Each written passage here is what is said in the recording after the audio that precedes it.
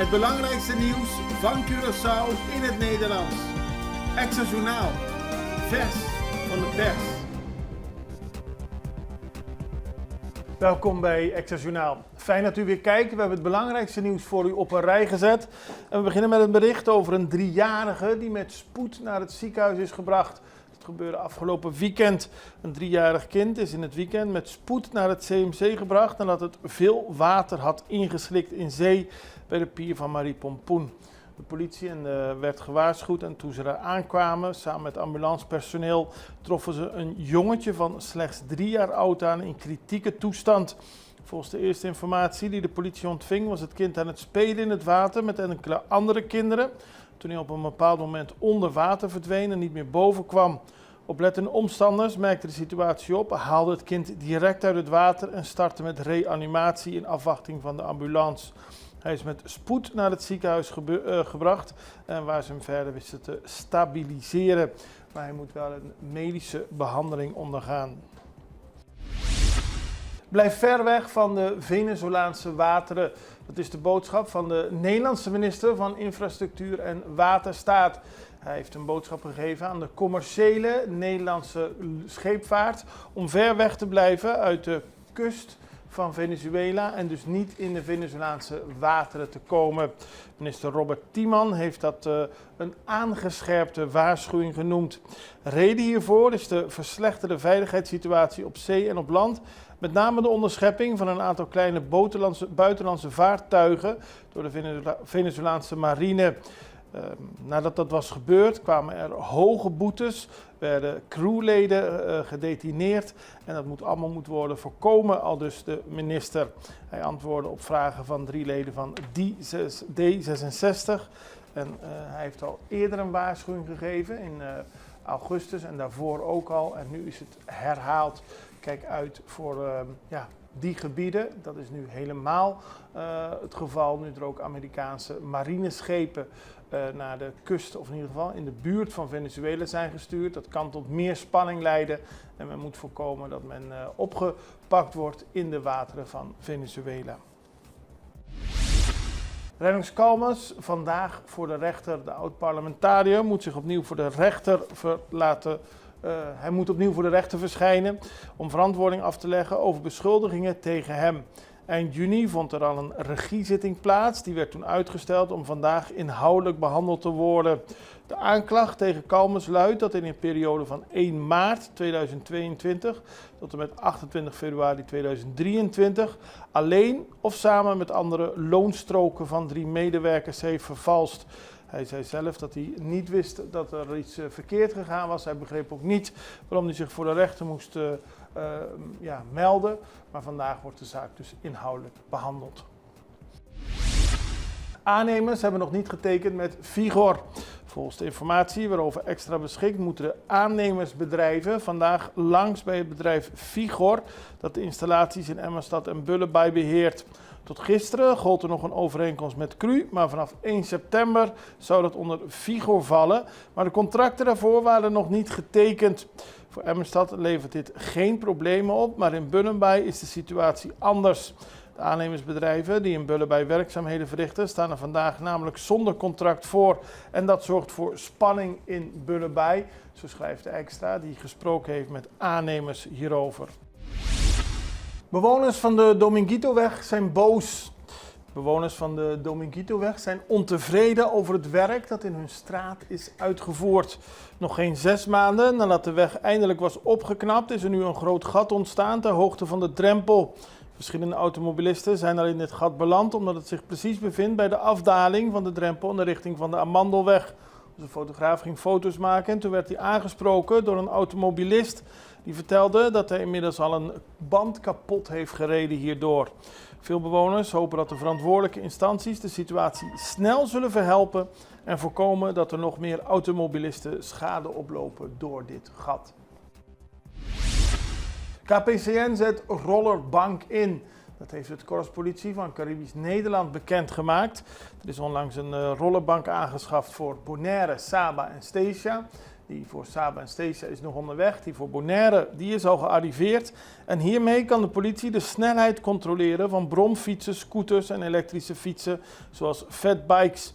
Door het voertuig op de rollenbank te plaatsen kan de politie betrouwbaar meten of het voldoet aan de wettelijke regels. Met andere woorden, of het niet is opgevoerd. De rollenbank geeft automatisch aan wanneer een voertuig te hard rijdt. Dan gaan we nog even terugblikken op Curaçao North Sea Jazz. Want Curaçao North Sea Jazz 2025 was heel geslaagd. Tenminste, dat zeggen alle mensen die erbij waren. Het is een groot feest geweest, een muzikaal feest. Dat begon natuurlijk al donderdag met de optredens van Gilberto Santa Rosa en Kool and the Gang. Vrijdag waren er ook optredens, onder meer van de Gypsy Kings, Neo, Ricky Martin en Ryan Castro. En zaterdag speelde Sima Funk, Snoop Dogg, werd door heel veel mensen heel gewaardeerd. En bijvoorbeeld ook Corey Henry en Gonzalo Rubalcaba. En dat optreden van Snoop Dogg, daar praten heel veel mensen positief over op sociale media. Maar ook het optreden van Ryan Castro, die lange tijd hier gewoond heeft. En ook in zijn optreden terugblikt op het mooie en het goede van Curaçao. En ook Curaçao tijdens al zijn optredens over de wereld promoot, was een groot succes. Op naar Curaçao North Sea Jazz 2026 zou ik willen zeggen. Wij gaan even over naar een break. We zijn zo bij u terug. Extra in Nederland. Van Amsterdam tot Arnhem, van Groningen tot Maastricht. Extra is erbij. Volg Extra Digitaal en blijf op de hoogte van de belangrijkste ontwikkelingen in Nederland. Extra Digitaal is te zien op verschillende platforms en kanalen zoals WhatsApp, YouTube, Facebook, Instagram en ook TikTok. Wilt u ons op de hoogte brengen van een evenement of iets doorgeven? Neem contact op via WhatsApp, e-mail, Facebook of bel gewoon 06 1364 2945. Volg of abonneer je op Extra Digitaal. Klik aan en volg ons.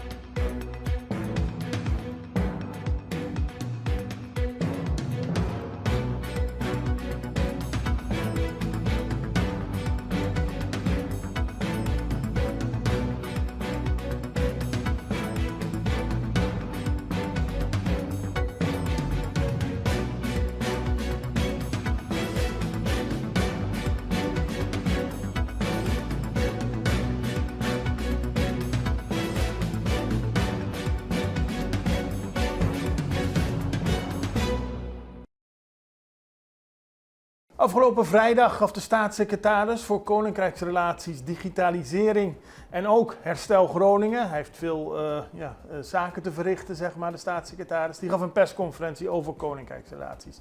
Eddy van Marum ging onder meer in op de beslissingen om de eilandsraden op Bonaire, Saba en Steesja te vergroten en ook de bestuurscolleges. Dat moet volgens hem bijdragen aan een goed bestuur op de eilanden, een beter bestuur. Kijk naar het fragment waarin hij uitleg hierover geeft. Op de eerstvolgende eilandraadsverkiezingen in 2027. En op Bonaire stijgt het aantal raadsleden van 9 naar 11. Op Sint-Eustatius van 5 naar 7. En op Saba van 5 naar 7. Het aantal gedeputeerden gaat omhoog van 3 naar 4 op Bonaire. Op Sint-Eustatius en Saba van 2 naar 3. En ik vind het belangrijk dat het aantal eilandsraadsleden en gedeputeerden omhoog gaat, omdat dat sinds 2010 niet meegegroeid is met het aantal inwoners wat er zit. En ook kwam vanaf de eilanden het signaal dat het aantal gedeputeerden te laag is voor het vele werk wat er moet worden verricht. En vanuit het oogpunt van goed bestuur wil ik hier dus ook die uitbreiding en daarmee dus ook de belangen van de bewoners wil ik hier wat aan doen. Ik wil het uitbreiden en versterken van de besturen op Bonaire, Sint-Eustatius en Saba. Daar wil ik aan bijdragen dat er meer perspectief voor die bewoners komt. We zorgen ook voor een professionalisering van de politieke gezagsdragers in de ambtelijke top via de samenwerking met de beroepsverenigingen. Wat ook op de agenda van de MR stond is het besluit over de verhoging van de bezoldiging van de politieke ambtsdragers. Dit hangt samen met de aangepaste arbeidsvoorwaardenovereenkomst voor 2024 tot 2026 en heeft voor de vergoeding voor de politieke in de gevolgen die dat heeft voor de politieke gezagsdragers op de BES. Een ander hoofdpijndossier betreft Aruba en de Rijkswet Financieel Toezicht. Daar is nu een internetconsultatie over begonnen. En volgens Van Marem is het een voorbeeld van hoe je door samen te werken problemen op kunt lossen. En niet dat Nederland zaken oplegt aan de eilanden. Maar juist die samenwerking moet ertoe leiden dat de oplossingen door iedereen worden gedragen. Kijk naar de staatssecretaris. Dan hebben we de internetconsultatie over de Rijkswet Houdbare Overheidsfinanciën Aruba. En ik ben ook heel blij dat we vandaag deze zeer belangrijke stap genomen hebben in de samenwerking tussen Nederland en Aruba. Want vandaag hebben we als Rijksministerraad ingestemd met het in consultatie gaan van de consensusrijkwet Houdbare Overheidsfinanciën Aruba, HOFA.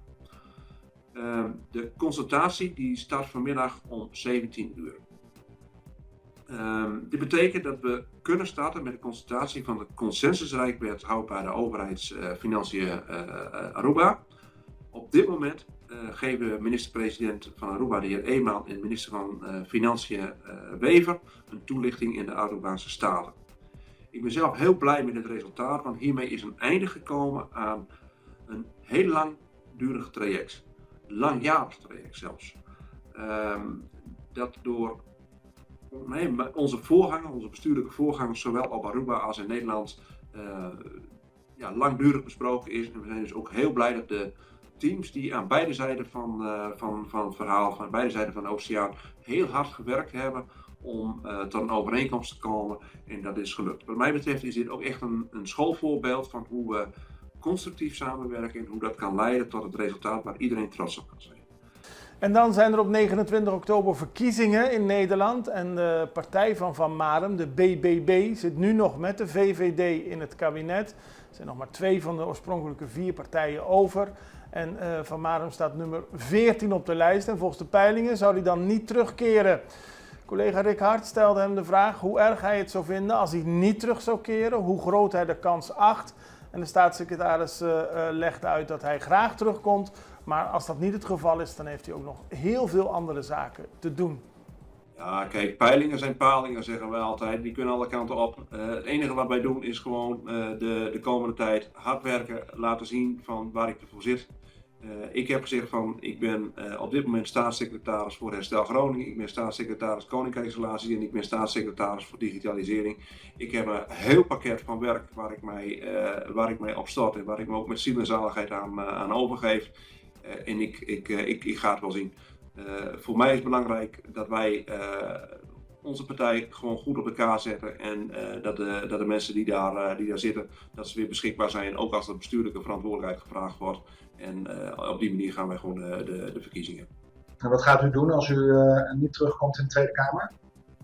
Ik heb zoveel andere leuke dingen wat ik kan doen in het sociaal-maatschappelijk veld, maar ook gewoon in mijn oude werk wat ik weer op kan pakken. Mocht het dan aan de orde zijn, maar misschien zijn er ook wel andere zaken. Hè? Je weet ook niet van, mocht er weer bestuurlijke verantwoordelijkheid gevraagd worden, dan ben ik daarvoor ook beschikbaar. We gaan het gewoon zien. Ik vind het allemaal voor mezelf wat minder interessant. Het land moet bestuurd worden, het moet op een goede manier bestuurd worden. Onze partij doet haar best ervoor om dat op een goede manier te doen. En daarvoor ben ik beschikbaar en zo heb ik me ook aangemeld. En dan gaan we nog naar internationaal nieuws, naar Brazilië. Het wordt een spannende week, 2 weken voor de voormalig president Jair Bolsonaro. Aanhangers hebben gisteren in ieder geval steun aan hem betuigd. Ze zijn naar zijn appartementencomplex gegaan en ze scandeerden daar leuzen tegen de opperrechter Alexandre de Moraes. En spreken hun hoop uit dat het proces tegen Bolsonaro, dat binnenkort begint, zal eindigen met zijn vrijlating. Nou, van 2 tot en met 12 september staat Bolsonaro voor de rechter en hij kan een gevangenisstraf opgelegd krijgen van 43 jaar. De oud-president heeft vooral na zijn periode als president een paar zaken gedaan die het Openbaar Ministerie in Brazilië hem heel zwaar aanrekent. Onder meer dat hij begin januari, een week na de inauguratie van president Lula, samen met duizenden aanhangers met geweld het parlement, het presidentieel werkpaleis en het gebouw van het Hoge Rechtshof binnendrong. Er kwam heel veel spanning bij kijken en Bolsonaro wordt ervan verdacht een staatsgreep te hebben gepland. En dat kan hem zo'n grote straf opleveren. Zelf zegt hij dat er sprake is van een politiek proces. En hij wordt gesteund door zijn vriend, de Amerikaanse president Donald Trump. We houden het voor u in de gaten wat er allemaal uitkomt. Het belooft in ieder geval een belangrijke week voor Brazilië te worden. Eigenlijk 2 weken van 2 tot 12 september. We zijn morgen weer bij u terug met het nieuwe nieuws. En we hopen dat u dan weer kijkt. Allerbeste, tot ziens. Dag.